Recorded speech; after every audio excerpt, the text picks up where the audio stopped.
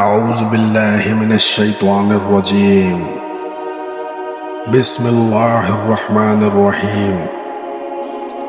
سیدنا انس بن مالک رضی اللہ تعالی عنہ کہتے ہیں، رسول اللہ صلی اللہ علیہ وسلم نے فرمایا، جس شخص کا زندگی آخرت ہو، اللہ تعالیٰ اس کے دل میں استغنا اور بے نیازی پیدا کر دیتا ہے اور اسے دلجوئی اور یکسوئی عطا کرتا ہے۔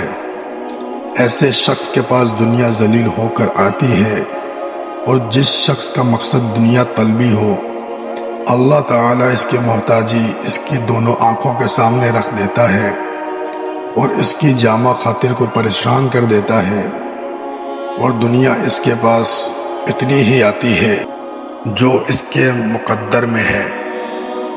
اللہ پاک ہمیں عمل کرنے کی توفیق عطا فرمائے۔ حدیث مبارکہ کو زیادہ سے زیادہ شیئر کریں۔ آپ صلی اللہ علیہ وسلم نے فرمایا، آباد رہے میرا ہر وہ امتی جو میری حدیث کو سنے اور دوسروں تک پہنچائے۔